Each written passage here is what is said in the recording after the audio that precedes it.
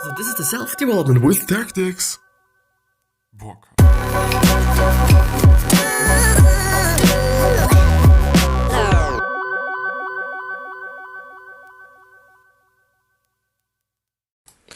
So, hello, welcome back to the next episode of the Self-Development with Tactics podcast. And I might seem a little bit sweaty because I've just been working out right now, just before, because I'm lacking a little bit of time again, because, you know these days when everything is quite on a one day, but it could be just on a few days, just a little bit, quite diversified, but everything is on one single day, and you quite seem to be like, just a little bit struggling with putting everything into one day, and therefore, without breath, I will just start the episode now, even though I do not know what I'm going to talk about today, because of the number.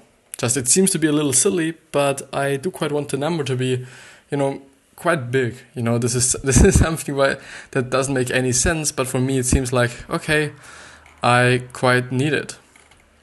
And so therefore, I will just go through things and try to find the most or the best book in the least time.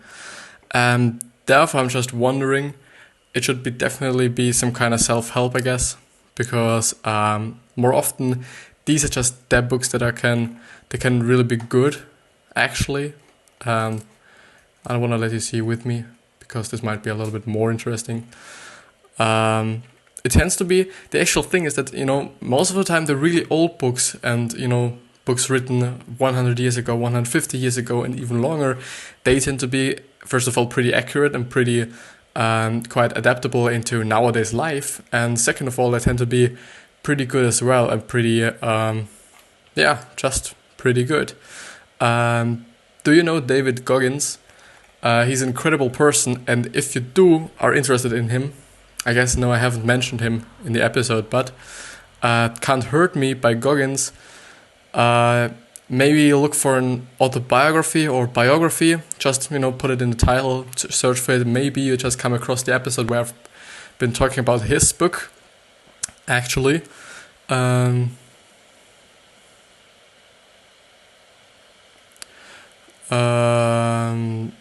Am Okay, You're Okay seems to be pretty good as well, so I'm just now thinking if I should go through it or not.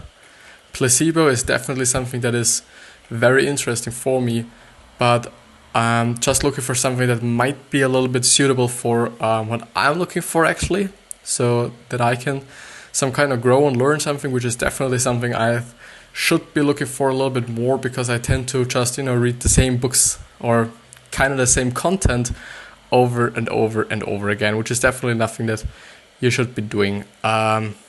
Should it be health or wealth? Never mind. Maybe I just stick around a little with this kind of slide and with these pages.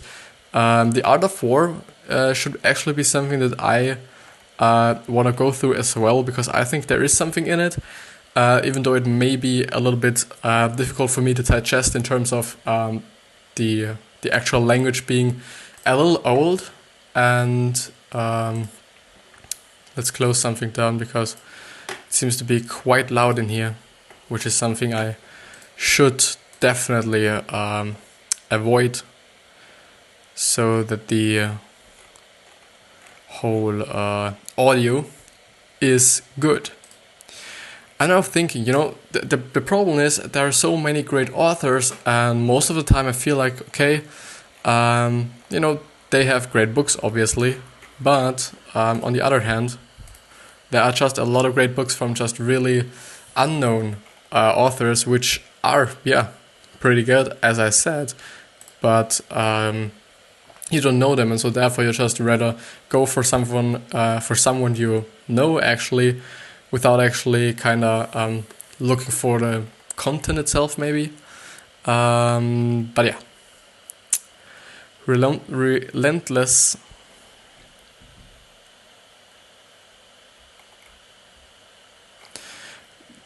The Millionaire Fast Lane, The Happiness Advantage is definitely, not definitely, but actually a book that I've been discussing about before, but on the SamuelThomasDavis.com website, and therefore I'm just kind of pondering if I should actually go through it once again or not, because on every book summary site there you will get another summary as it is, and that's pretty good at one hand and pretty bad on the other hand.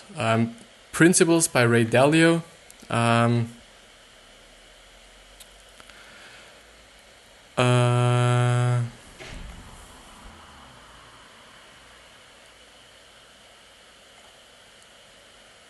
I quite feel like reading something from Ray Dalio because you know him. This is the fact actually.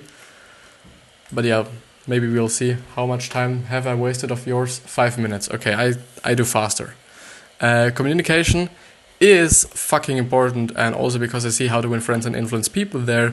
It might be suitable for what I'm searching for now, but I don't know. Maybe. The thing is, I'm quite searching for something like marketing-wise or something like that. So this definitely is.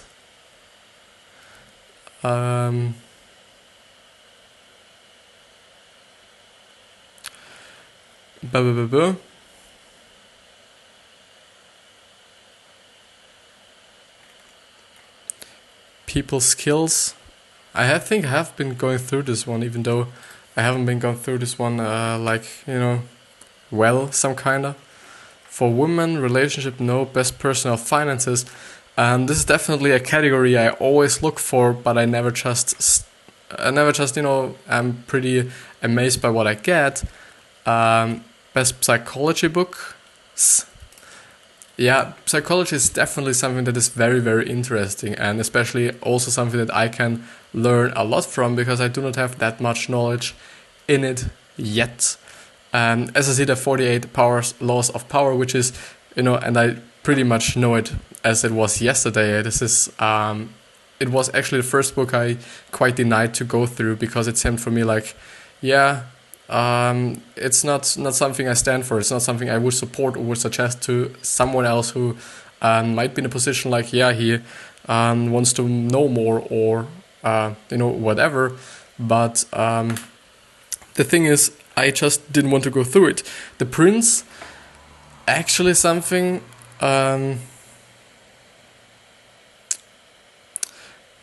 why does... I think I definitely go with a psychology book. I'm Okay, You're Okay. The Social Animal. The Moral Animal. I'll go through I'm Okay, You're Okay, because I think I haven't been going through this one. I hope I can. I am fucking fucked if this is not working right now. I don't know what I should do. Okay. Thanks God. It is working. So, I'm Okay and You're Okay simplifies transactional analysis for the general public.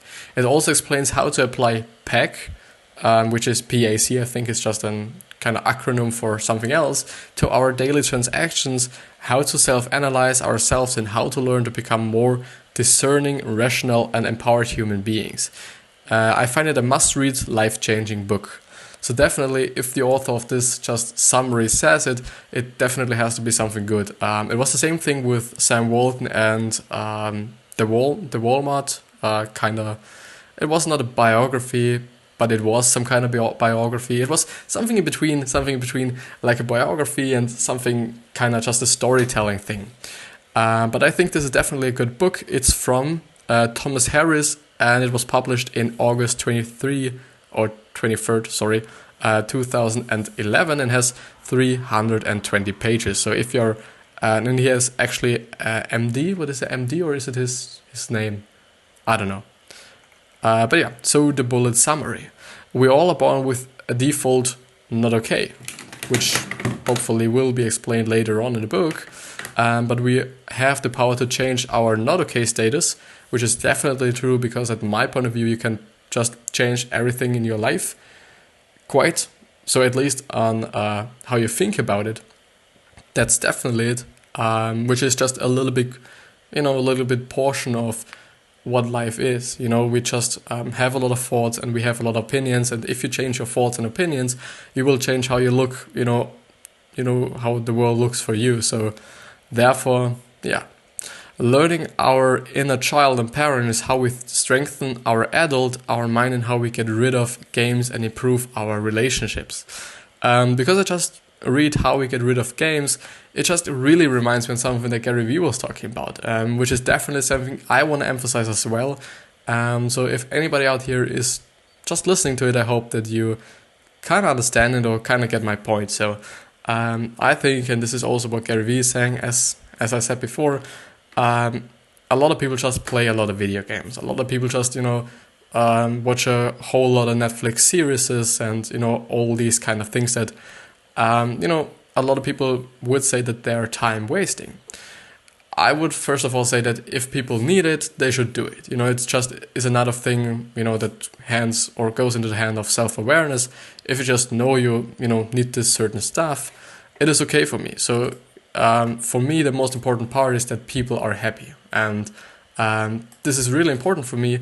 But the thing is, often people just use it to really waste time consciously. Or on the other hand, sorry, I do have to cover up myself, that I'm not looking at myself all the fucking time. But I just now hear that everything is cranking up a little bit.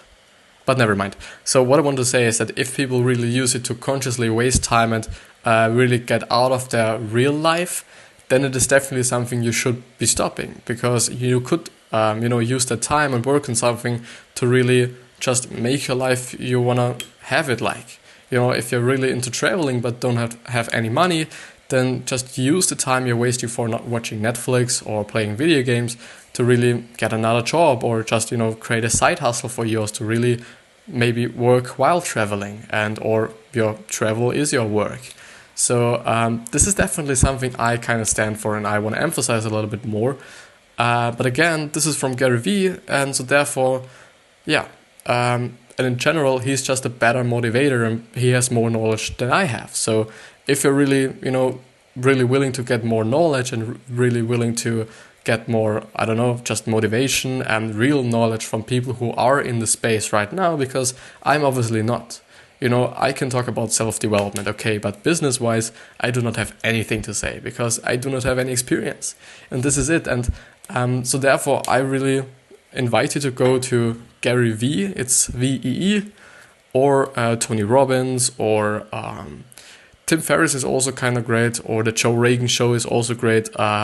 Jocko Willink, who is the SEAL team leader, or was the SEAL team leader, is also a pretty great man in terms of actually getting to know new things and just learning more things.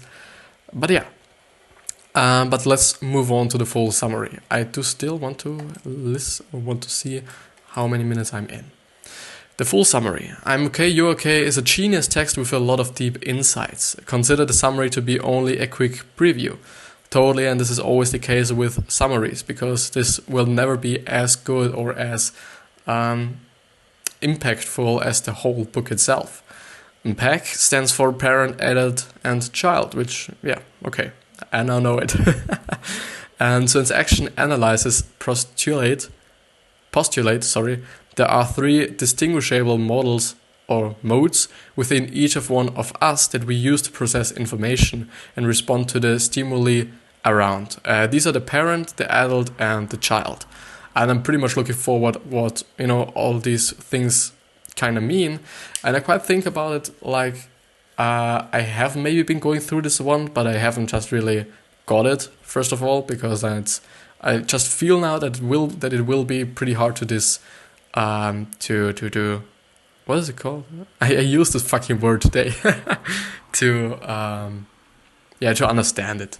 So the parent is the collection of all that the child has recorded during his early years of life. All the rules, admonitions and limitations go here.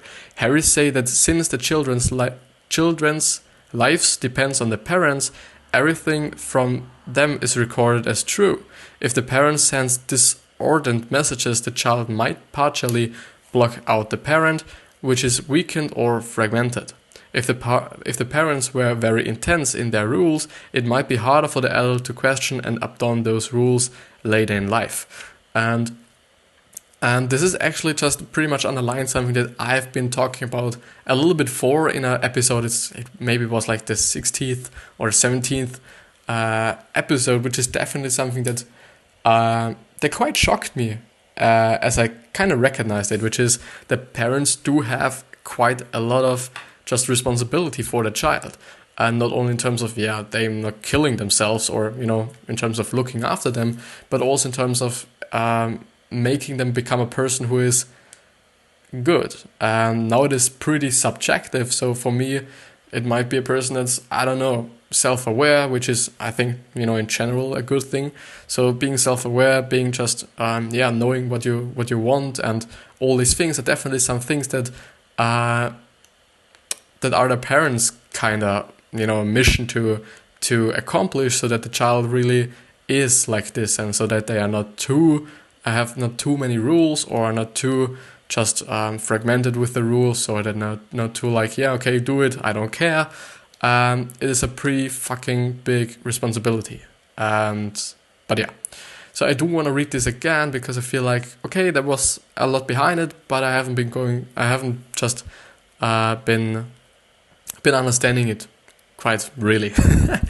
So Harris said that since the children's lives depends on the parents, I think, the other way around, because it's about the parents' life and not the children's life. So since the parents' life depends on the children's one, everything from them is recorded as true, which means that everything you as a child learn is definitely true.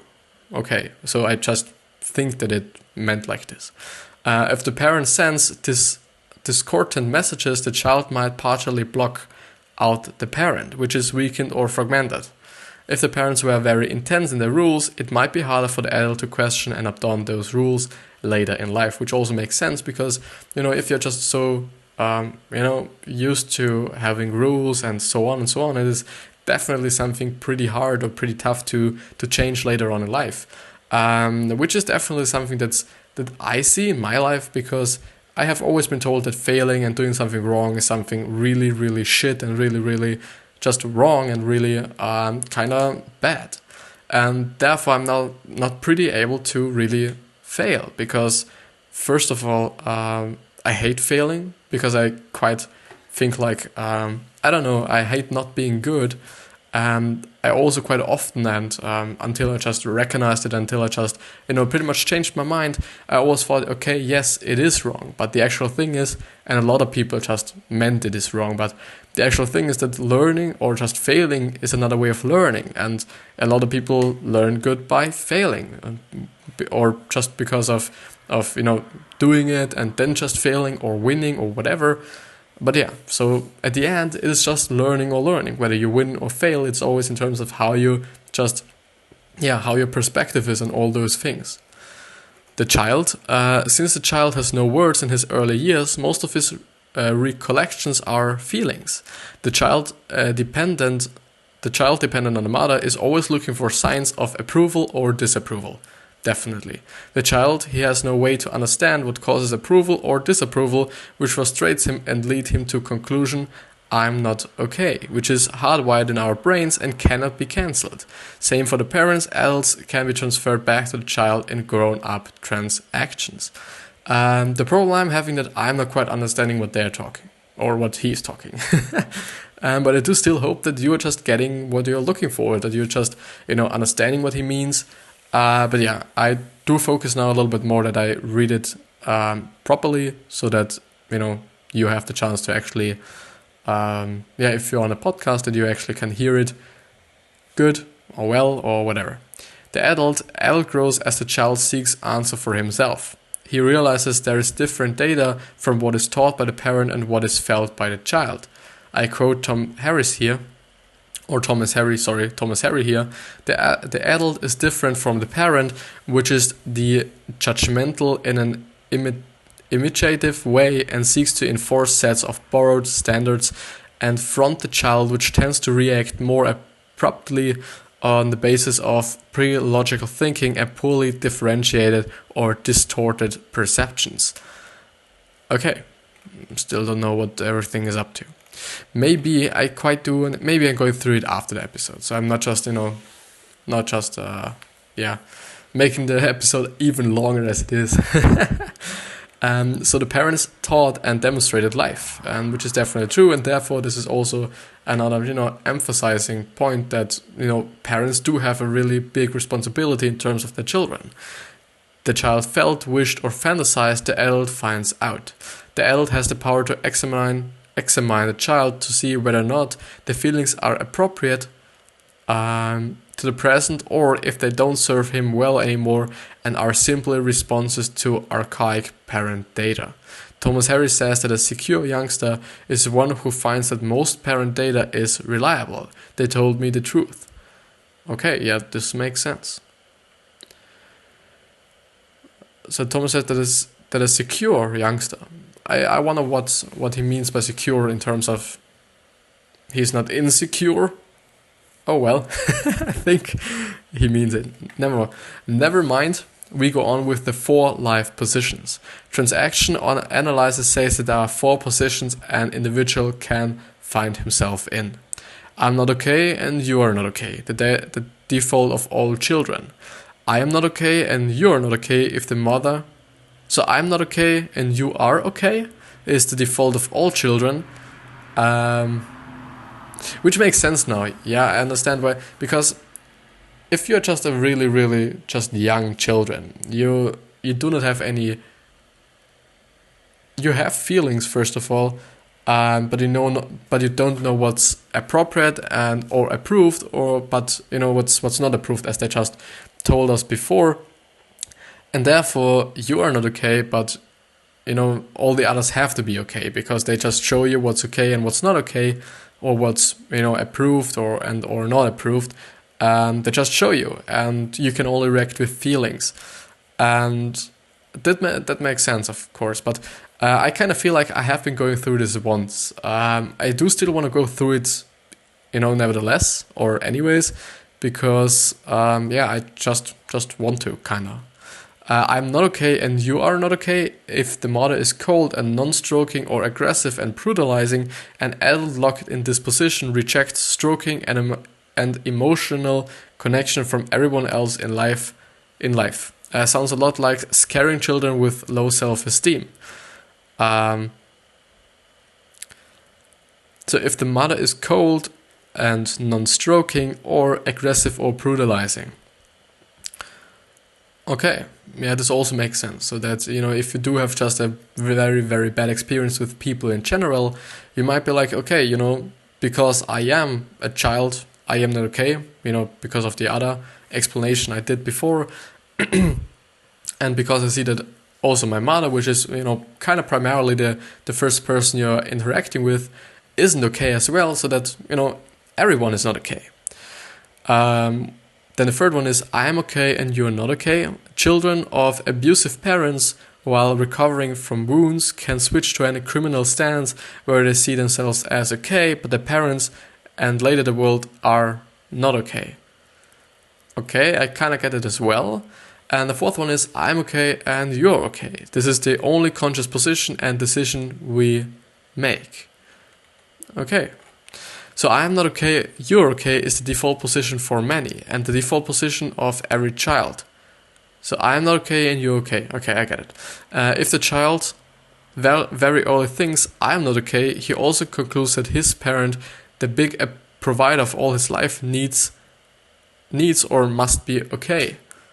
Or his life's needs, sorry. Once we feel that we are not okay in a world of okay people, that's when we play games, says the author. Games people play are a form of relief of the not okay position. Okay, I think I get it. Games in terms of really trying to understand or trying to make yourself okay, even though you think you're not okay, and therefore they play games. If they haven't told me just before, but I think they have. So I'm not okay, you're okay is a position which can be changed once it's understood. I'm not okay and you're okay. Okay. What was the? So I'm not okay and you're okay is the default of all children. Okay, I get it. So parents and child play games. The author says that one of the reasons why parents and child play games is because the outcome is predictable. There is a certain security in games, even the ones that harm us and our relationships.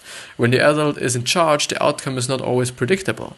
There is the possibility of failure or of success, but it's only the adult that gives us the opportunity of changing and developing.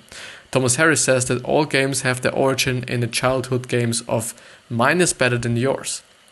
Back in our childhood years, as it is the same in our grown-up years, it brings a momentary relief from not okay position. I do have to read it again, I'm sorry. Or should I go on? No, I read it again. So maybe you haven't heard it or you quite didn't understand it as well. So, yeah. I do just see that everyone is texting me.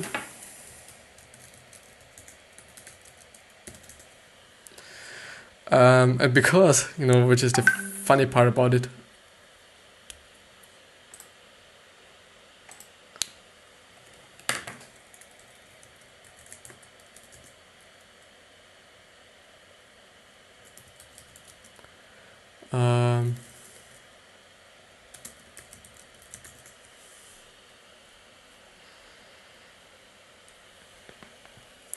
Sorry for just texting right now.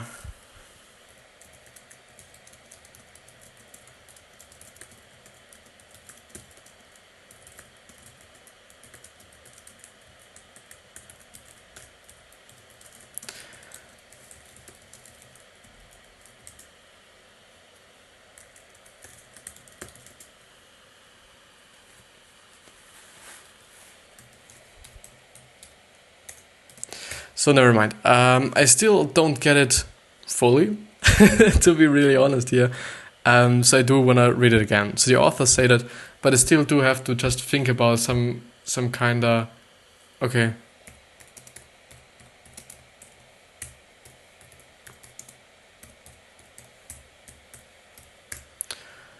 Or... Yeah, it's definitely okay. It's okay. Okay, everything is okay. Sorry for wasting your time, and I will just turn off everything. And everything, what's the best thing about life is often? That when everything, you do have to put everything into one fucking day, but everything works out just perfectly. And this is so nice that I do have to just get my girlfriend from the train. I'm going to meet a friend of mine, which I haven't been seeing quite for a long time now, which is something I do wanted to do because he actually had his prom night and I weren't there, and therefore I just really wanted to meet him once so that I just see, okay, everything is okay, and want to talk to him a little bit. And yeah. But we will go ahead. So the author said that one of the reasons why parent and child play games is because the outcome is predictable. Yeah, it makes sense. You either lose or you win. There is a certain security in games, even the ones that harm us and our relationship. When the adult is in charge, the outcome is not always predictable. Okay, this makes sense because, just the adult can say, okay, it's this way or it's that way. Makes sense. And there's the possibility of failure or of success, but it's only the adult that gives us the opportunity of changing and developing. I get it. Thomas Harris says that all games have their origin in the childhood games of mine is better than yours, which is, if you think about it, with every board game, quite if they just also kind of rely on board games. I do not know if it's just such games or if it's games like, personal connection like games. I don't know. But yeah.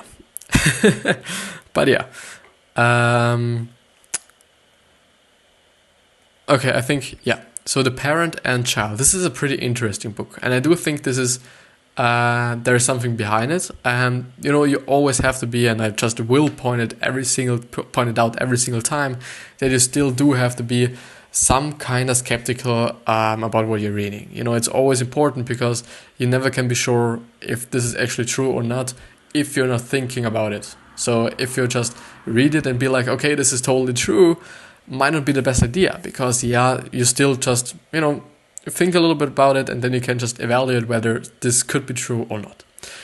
But Thomas Harris goes on to explain what are the cues of parents and children. The parents look judgmental and the child looks at the parents' mercy. He says, when we blame and find fault, we replay the early blaming and fault finding which is recorded in the parent. And this makes us feel okay. Because the parent is okay and we are coming on parent. Finding someone to agree with you and play the game produces a feeling,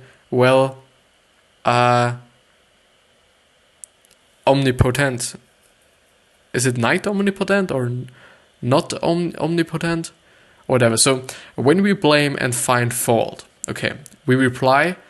we reply the early blaming and fault finding which is recorded in the parent, and this makes us feel okay because the parent is okay and we are becoming on parent. Okay, this also makes sense.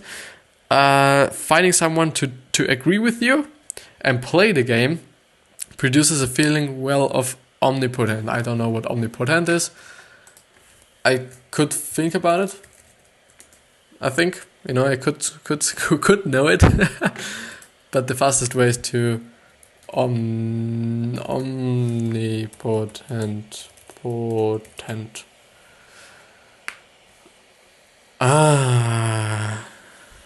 This also makes sense. Okay. Complementary transactions and crosses. Thomas Harris explains that when transactions happen between the same modality, so parent to parent or child to child, they can go on is it infinitely or indefinitely? Indefinitely. I can't do anything, so I think they can go on infinitely, so I just assume that this is.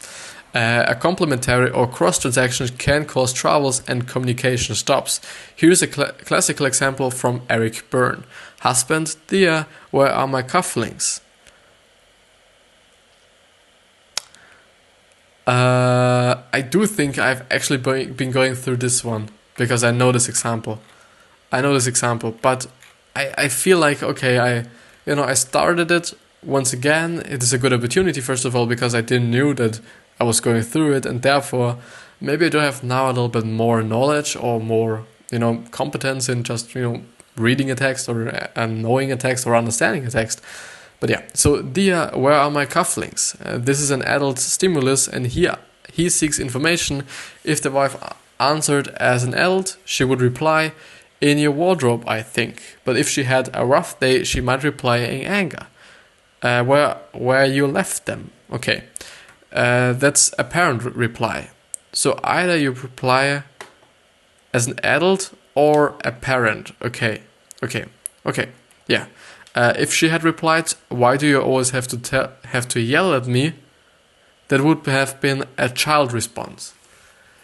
Okay, I still know that I have been wondering what this whole just thing means and how I could just some kind of translate it into how I can use it, or how I can just definitely use it for me and for my life. So that would have been a child response. Okay, a person who is dominant by the not okay child. By the not okay, child tends to read all the stimuli as attacks and as a reflection of his low value. Okay, because this makes sense. Because if you just think like, okay, I'm not okay, I do not have any value, I am unnecessary for everything, then okay, you just, see everything as an attack because you're still low self-esteem is just attacked on and just, jumped on and whatever, and this would make sense. The not okay position is not to be found solely on the responses, of course. It can also hide in the opening message. For example, where did you hide my cufflinks? The overall communication sounds adult, but secondary communication here is the word hide, which comes from the parent. Okay, it's definitely pretty hard to understand if you didn't get the parent and child and whatever situation. I hope you get something out of it. This is always the most important part about it. I do care if I understand it or not, but it's not that important because I can still just go through it 100 times. And you could as well, for sure. And I could maybe just explain it a little bit better if if I just assume you didn't get it, and I would just, I would be just way, way better at explaining it if I got it, which I haven't. So therefore, I'm just trying to read it as good as I can so that you can actually understand it better. But I think I want to go up to the parent, child, and adult thing. So, transaction analysis postulate there are three distinguished models or modes within each of one. I don't need this. So the parent is the collection of all the data the child has recorded during his early years of life. All rules, admonitions, and limitations go here. Okay. Harris say that since the children's life depends on the parents, everything from them is recorded as true. If the parent sends discordant messages, the child might partially block out the parent, which is weakened or fragmented. If the parent were very intense in the rules, it might be harder for the adult to question and adopt those rules later in life. Makes sense. Since the child has no words in his early years, most of his recollections are feelings. The child depends on the mother, is always looking for signs of approval or disapproval. The child has no way to understand what causes approval or disapproval, which frustrates him and leads him to the conclusion, I'm not okay, which is hardwiring in our brains and cannot be cancelled. Some of the parents' adults can be transferred back to the child in grown-up transactions. So same for the parents and adults can be transferred back to the child in grown-up transactions. Okay. And the adult grows as the child seeks answer for himself. He realizes there is different data from what is taught by the parent and what is felt by the child. So this is just, being rational and just thinking for yourself and being like, using your own brain rather than pretty much relying on what your parents were telling you or, yeah. So,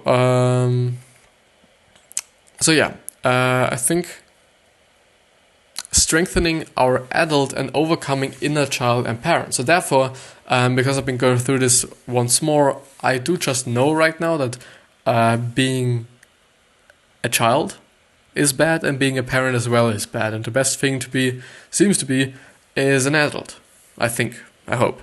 So when we have no idea about our inner adult, can you actually see me? Yeah, you can actually see me. Let's make it like this. First of all, this. Second of all, have a look at this. And third of all, go ahead. So when we have no idea about our inner adult, child, and parent, the result is a contaminated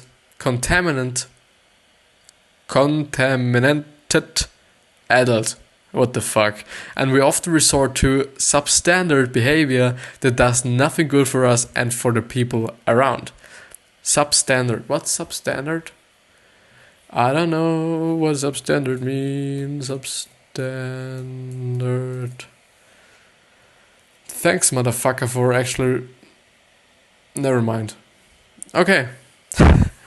I'm such a motherfucker, these are all words I could actually, know if I just, would break it up or just look for it and see, okay, this could mean this or that. But yeah, we often resort to substandard behavior that does nothing good for us. Totally. If you just feel like, you're substandard all the time and you feel like, yeah, okay, the worst of everything you're doing is bad and whatever, definitely you're feeling bad, no matter. There are a few ways with which we can strengthen our adult. First of all, learn to read the signals. When our parent or child has been hooked, okay, restrain the automatic and archaic responses of parent and child. The third one is pause, give time to the adult to come through. Definitely something good. The fourth one is question your parent and child data. Ask yourself if your old data is true and if there are appropriate responses and if they are serving you well. The very the very process of questioning is the adult in action. I think the third one is definitely one of the most important ones to actually, and okay, it could be because I just understand it, but never mind. But because if you do just ask yourself, could this be true? Could this be true? Or could this be the thing? Or could this be a good move? Or could I have been a little bit too angry? Or could I have been a little bit too nice even? Or whatever. Just thinking about it a little bit more and, actually, waiting for the adult to come through. Yeah. So I just see when your parent or child has been hooked, okay. If you just think about it like the child is like, I'm not okay because everybody else is okay because I don't know shit and everybody else knows shit. What could therefore be a good example? Is it just, again, seeking approval, I think? Just being like, I don't know, just being so unsure of everything you do. Just, asking for everything you're doing. I don't know. It's pretty tough, man. It's really tough, this text. So the more we get to know the content of our parent and child, the more we can separate them from our adult, which makes sense. And the more we separate the three, the more we develop and strengthen our adult and we free ourselves up. Okay. Strengthen our adult and we free ourselves up. Thomas Harris says that this is the home remedy of sorting ourselves out or yourself out. And the last step is, once you learn to sort yourself out, is to do this. Learn to see the pack in others. Yeah, that's definitely, and this is also some kind of learning curve type of thing. If you just, you start by knowing nothing, then you just know something, then you get a master, and then you teach it. And this is just the equivalent of it. If you just, you didn't know shit like I am now doing because I do not understand it properly, now maybe I'm knowing a little bit. I know a little bit. I do still just have to be a master, and then I look for other persons and just maybe even try to help them and just, explain it to them, actually. So, that's the equivalent of increasing your emotional intelligence, and it's what George Thompson in Verbal Judo refers to when he says that the biggest skill of learning Verbal Judo is not to react to the emotional communication of others. Definitely, because if, when somebody is angry, you don't have to be angry as well. Or somebody is pissing you off, you don't have to piss him off as well. It's totally true. But with this actually being said, I do think I'm gonna stop this episode and gonna eat something, I think, even. Just do have to use the time until my colleague comes over. And yeah, but I'm still pretty proud that I've been able to pull that one off here, that I've been able to just do everything and everything is working out quite well, and this is always a good thing. With that being said, I hope you have success, wealth, health, happiness. I hope you're giving back a lot, because at my point of view, you should definitely be giving back something of your happiness and of your success and all these things. And it would be an incredible feeling if you were the only one person who just put somebody on. So yeah, I also wish you a great legacy. And with that being said, goodbye. I hope you have a wonderful day or night, and I see you.